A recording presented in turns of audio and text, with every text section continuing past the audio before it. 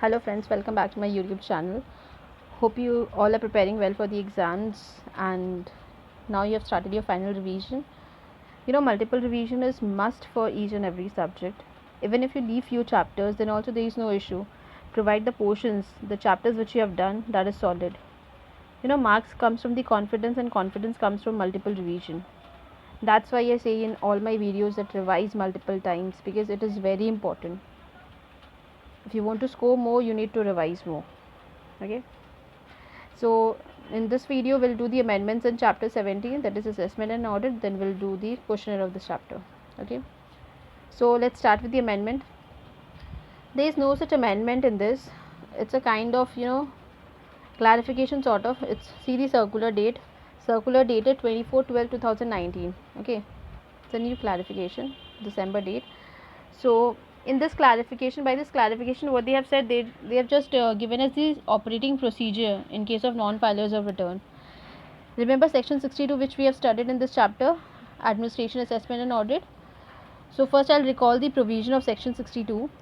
In that it was written that the section was for assessment of non-filers of return. Okay, now in this section what was stated, it was written that where a registered person fails to file return under section 39, that is monthly or quarterly return, or under section 45, that is final return, and he also fails to comply with the notice that is issued under section 46, okay, in which he is required to furnish the return within a period of 15 days. So he has not complied with section 39 or section 45 and with this notice also, notice under section 46. Then what happens if the proper officer proceed to assess the tax liability of that person according in by passing best judgment assessment order. Okay, so this was given in section 62. So by this clarification they have just specified as the operating procedure that is required to be followed in case of non-filers of return. Okay, so let's read this. So point number 1, standard operating procedures to be followed in case of non-filers of return. Section 46 of CGST Act, read with Rule 68 of the CGST rules, requires issuance of a notice to a registered person who fails to furnish return under section 39, that is monthly or quarterly return, or 44, that is yearly return, okay, or section 45, that is final return of the CGST Act, requiring him to furnish such return within 15 days. So in the section 46 it is given that if a registered person fails to comply with return under section 39 or 44 or 45, then proper officer furnish him this notice under section 46 and he is to comply with that notice, means he is required to furnish, registered person is required to furnish the return within 15 days. Okay, now what they have written further, section 62 of CGST Act provides for assessment of non-filers who fail to file return under section 39 or section 45, that is final return, even after service of notice under section 46. Okay, now section 62, it's provide that when the non-filers, means when the registered person who fails to file return under section 39 or 45, then section or fails to comply with notice under section 52, then what happens, this proper officer pass the best judgment assessment order. Okay, so no separate notice is required to be issued for best judgment assessment order under section 62 if the return is not filed within 15 days of the issuance of notice under section 46. Okay, if the registered person fails to comply with the notice under section 46, then straight away proper officer will pass the best judgment assessment order without issuing him the notice, means no separate notice will be issued in this case. Okay, if he fails to comply with the notice under section 46. Now what is written, CBIC has issued the following guidelines to ensure uniformity in the implementation of the provisions of law in relation to non-filers of return. So these are the guidelines to ensure uniformity. So first is written, system generated message would be sent to all the registered persons 3 days before their due date to nudge them about the filing of return by the due date. It's a kind of reminder sort of. So one intimation is sent to the registered person 3 days before the due date, so that means in like sort of reminding those registered person to file the return timely. Okay, now what happened, second point is, once the due date for furnishing the return under section 39 is over, a system generated mail or message would be sent to all the defaulters immediately after the due date, to the effect that the said registered person has not furnished his return for the said tax period The said mail or message is to be sent to the authorized signatory as well as the proprietor or partner or director, karta, etc. Means once the due date has expired, then a mail or message will be sent to all the defaulters, and it will be sent to the authorized signatory as well as the proprietor, partner, director or karta. Okay. Message or mail will be sent stating that the registered person has not filed his return for the tax period. Okay. Now what happens? After 5 days of the due date of furnishing the return, a notice under section 46 shall be issued electronically to the defaulters requiring them to furnish return within 15 days. Now, first intimation was given 3 days before the due date. Now, after the expiry of the due date, one mail or message was sent to the authorized signatory or proprietor and all, stating that that person has not filed the furnished the return for the tax period. Now, what happens after the expiry of 5 days from the due date? A notice is sent to the registered person, means to the defaulter, under section 46, requiring him to furnish the return within 15 days. Now, fourth point is, if the return is not filed within 15 days of the said notice, if the return is not filed within 15 days of the said notice, then what happens? The proper officer may proceed to assess the tax liability of the said defaulter under section 62 to the best of his judgment, taking into account all the relevant material which is available or which he has gathered, and would issue assessment order. The proper officer would upload the summary of such order in the prescribed form. So what happens if the return is not filed within 15 days as stated in the notice? Then the proper officer will assess the tax liability under section 62, means he will assess the tax liability by passing this best judgment assessment order. Okay. Now what happens? Next point is, for the purpose of assessment of tax liability under section 62, proper officer may take into account the following. He will take into account details of outward supplies available in GSTR 1, detail of inward supplies auto populated in GSTR 2A, information available from e-way bills, any other information available from any other source, including inspection under section 71 of the CGST Act. Okay, so he will take account of GSTR supply, means details in GSTR 1, in GSTR 2A, e-way bills, information available for e-way bills, then information available under section 71 of CGST Act. Okay. Now what happens if the defaulter furnishes a valid return?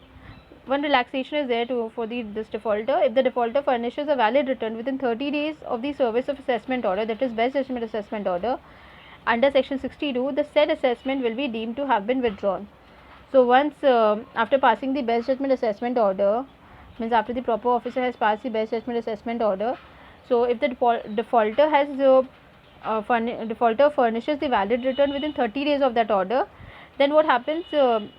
This assessment order, the assessment proceedings, that will be withdrawn, but the tax liability that that the registered person is defaulter is supposed to pay, that he has to pay, that all taxes, penalties, interest that he is liable to pay, that he has to pay, but this assessment will be withdrawn, means this assessment proceedings will be withdrawn if he pays within 30 days, then only. Now what is written? If the said return remains unfurnished within the statutory period of 30 days. So other side of this is, if it is not furnished within 30 days from the service of assessment order under section 62, then what happens? Proper officer may initiate proceedings. He will initiate the proceedings under section 78 and recovery under section 79 of the CGST Act. So proceedings will be initiated under section 78, that proceeding section is 78, and recovery of tax section 79, and recovery of tax will be made under section 79. Okay. Now what is given here? Based on the facts available, in some cases the commissioner may resort to provisional attachment to protect revenue under section 83 of the CGST Act before issuance of assessment order under section 62. Now what happens if before issuance of assessment order under 62, if the commissioner finds that it is necessary to attach the property, or something, is to do provisional attachment of the property of the registered person to protect his revenue, then he can do so. Means the commissioner may resort to provisional attachment. He is provisionally attached the property of the registered person, that is the defaulter, to protect the revenue. Okay, before issuance of assessment order, if finds necessary. Then further, proper officer would initiate action under section 29 subsection 2 of CGST Act for cancellation of registration in cases where return has not been furnished for the period specified in section 29. So hope you guys remember section 29, what is written in section 29. Section 29 is the cancellation of registration by proper officer. In that, I'm just recalling this section once. Just listen properly. In section 29 it was written that a registered person can means the registration will be cancelled in the following cases. First case was the registered person has contravened the provisions of the acts or rules, or if a person paying tax under section 10, that is the composition supplier, has not furnished the returns for the 3 consecutive tax periods, then his registration gets cancelled under section 29 too. Third case was any registered person other than the composition supplier has not furnished the return for continuous period of 6 months. Next case was any person who has taken voluntary registration has not commenced business within 6 months from the date of registration. And the last case was given in 29(2) was 29 subsection 2 was the registration has been obtained by means of fraud, willful misstatement, or suppression of fact. So let's read this last line again. Further, proper officer would initiate action under section 29 subsection 2 of the CGST Act, means he can cancel the registration of the defaulter for in cases where the return has not been furnished for the period specified under section 29. The period that is specified in 29, that is 3 consecutive tax period for composition supplier, and for other than composition supplier 6 months, continuous period of 6 months. So if the return is not furnished for this much period, then proper officer can cancel the registration of that person, of that defaulter. So this was a clarification in this chapter 70, that is assessment and audit. So this completes our amendment in chapter 17, assessment and audit. Now let's start with the questionnaire of chapter 17, that is assessment and audit. Okay, only 5 questions are there. So let's start. Question number 1. Is summary assessment order to be necessarily passed against the taxable person? So let's first understand what is summary assessment order. Okay, you can hope you can recall the provision of summary assessment order, when it is passed, why it is passed. So this is given, the summary assessment is this takes place in certain special cases, and it is stated in section 64. So I'm recalling the provision once. It was stated that this summary assessment, this can be initiated to protect the revenue, means to protect the interest of revenue, and it takes place with the previous permission of additional commissioner or joint commissioner. Okay, so means what happens here, that when proper officer has evidence that a taxable person has incurred any liability to pay the tax under the act, or the and the proper officer has sufficient grounds to believe that delay in passing the assessment order may adversely affect the interest of revenue. Means two things are two cumulative conditions you have to see in this, you can say. Means proper officer has evidence that the taxable person is required to pay tax under this act, and proper officer has sufficient grounds to believe that if delay is made, means if delay in passing an assessment order may adversely affect the interest of revenue, then what happens? Proper officer will assess the liability under this section. Means summary assessment order will be passed, and it will be passed by proper officer only with the previous permission of additional commissioner or joint commissioner. Okay, so in this case, when taxable person is not ascertainable, then person in charge of the goods is deemed to be the taxable person. Okay, and one this summary assessment order can be withdrawn also by AC or JC, and that can be withdrawn only when he finds such order erroneous, and then he will assess the liability according to, means as per section 73 or 74. But where for that application, 2 cases are there. He can on his own motion also he can withdraw the order, or on an application filed by the when an application is filed by the taxable person for withdrawal of summary assessment order within 30 days from the date of receipt of order, then also this summary assessment order can be withdrawn. Okay, when he finds such order to be erroneous, then only it will be withdrawn. Okay, so this was all about summary assessment order, section 64. Now question is summary assessment order to be necessarily passed against the taxable person? No, it is not necessary to be passed. I said in certain special cases, means there are some certain special cases in which this order is passed. So it is not necessary kind of thing. So answer is no. Now what is the reason? In certain cases, like when goods are under transportation or are stored in a warehouse, and the taxable person in respect of such goods cannot be ascertained. Okay, goods are under transportation or that is stored in a warehouse, and the taxable person in respect of such goods cannot be ascertained, then the person in charge of such goods shall be deemed to be the taxable person and will be assessed to tax. Okay. If such scenario exists, means if there are certain special cases, then only summary assessment order is passed. Now second question, whether principle of natural justice is must to be followed before passing assessment order against a taxable person. Now first you need to understand what is principle of natural justice. In simple sense we can say when fair and unbiased hearing. It means principle of means natural justice means in simple dictionary meaning, if we look at the dictionary meaning, then it is fair and unbiased hearing, that we know. Now actually what are the principles of natural justice that I'll discuss first. What are the principles of natural justice? Like they have essential elements in this principles, like both sides shall be heard in person before decision or order is passed. That is the principle. Okay, that is important. Both sides shall get the equal opportunity to be heard, okay, before final decision is made.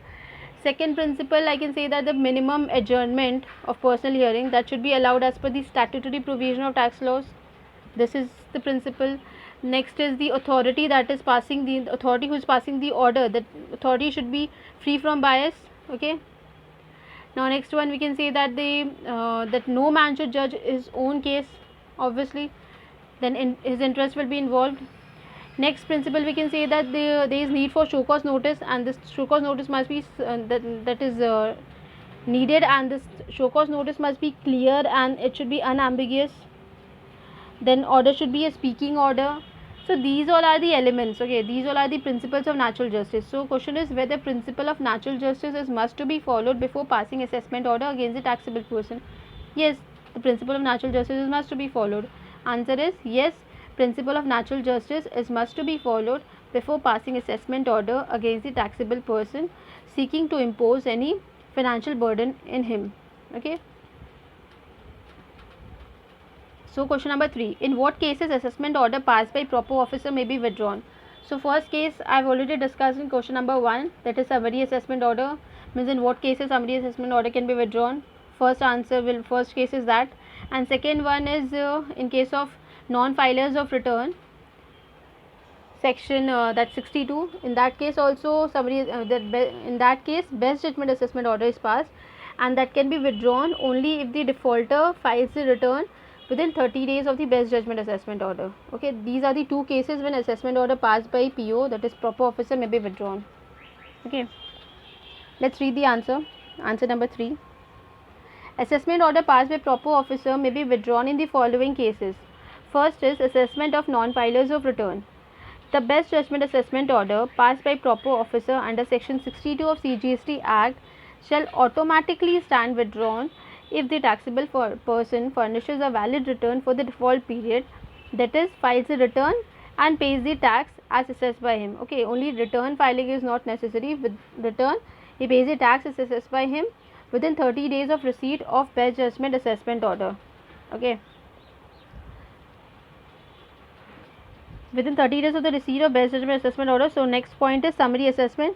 A taxable person against whom a summary assessment order has been passed can apply for its withdrawal to the jurisdictional ACJC, additional commissioner or joint commissioner, within 30 days of the date of receipt of order. If the said officer finds the means after entertaining the application, if the said officer finds the order erroneous, he can withdraw it and direct the proper officer to carry out the determination of tax liability in terms of section 73 or 74 of CGST Act. The additional commissioner or joint commission can follow a similar course of action on his own motion if he finds the summary assessment order to be erroneous. Okay, so this completes answer number 3. Now question number 4, what recourse may be taken by the officer in case proper explanation is not furnished for the discrepancy detected in the return file while conducting scrutiny under section 61 of the CGST Act? So means while conducting scrutiny under section 61, if the proper explanation is not furnished to the proper, means if proper explanation is not furnished to the proper officer, then what happens? Means what recourse a proper officer can take if any proper explanation is not given for the discrepancy that is detected in the return, then he can do what recourse he can take? Management audit, section 65 audit or 66 audit or inspection, Okay, 70, 74, that all. See answer. If the taxable person doesn't provide a satisfactory explanation within 30 days of being informed, extendable by the proper means officer concerned, or after accepting discrepancies, fails to take corrective action in the return for the month in which discrepancy is accepted, means satisfactory explanation is not given within 30 days of being informed, or after accepting the discrepancies, corrective action is not taken in the month in which discrepancy, means in the return of for the month in which discrepancy is accepted, then what happens? The proper officer may take recourse to any of the following, means any of this four. First one is proceed to conduct audit under section 65 of the act. This is departmental audit, that is audit by tax authorities. This is conduct either he'll conduct audit under section 65 of the act. B number is direct the conduct of a special audit under section 66, which is to be conducted by a chartered accountant or cost accountant nominated for this purpose by the commissioner. Okay. Now C number is undertake procedures of inspection, search and seizure under section 67 of the act. Okay. Next is initiate proceedings for determination of tax and other dues under section 73 or 74. So 65 or 66 or 67 or 73 or 74. Okay. Okay. Now last question, question number 5. Who can conduct audit of taxpayers? There are 3 types of audit: departmental audit, special audit, and audit by chartered accountant or cost accountant. Okay. C. Number A. Audit by chartered accountant or cost accountant. Every registered person whose turnover exceeds the prescribed limit, that is 2 crores during the financial year, then he shall get his accounts audited by a chartered accountant or cost accountant, section 35 to section 5 of CGST Act. Second point is audit by department, means the commissioner or an officer of CGST or SGST or UTGST authorized by him by a general or specific order may conduct audit of any registered person. The frequency and manner of audit will be prescribed in due course. This is section 65 of CGST Act. So for departmental audit, at least 15 days prior notice should be given, and the time limit for completion of this audit is 3 months. Further extension can be given of maximum 6 months. So altogether the time for this departmental audit is 3 months plus 6 months. Okay. Next one is special audit. If at any stage of scrutiny, inquiry, investigation, or any other proceedings, if the department is of the opinion that the value has not been correctly declared, means incorrect value has been declared, or the credit availed is not within the normal limits, excess credit is availed, then department may order special audit by chartered accountant or cost accountant nominated by department. Again, the time limit for completion of special audit is 90 days, and further extension of 90 days can be given. So altogether time for the special audit is 90 days plus 90 days. Okay. So this completes our questionnaire of chapter 17, assessment and audit. Hope you all have understood. Please don't forget to like, share and subscribe my channel, and if you are willing to solve detailed illustrations and exercises as well of ICS study material, then please do check out the link given in my description box. Okay, do wait for my next video. Till then, stay healthy, stay happy, be a real human being and spread lots and lots of love. Happy studying. Bye bye. Take care of yourself.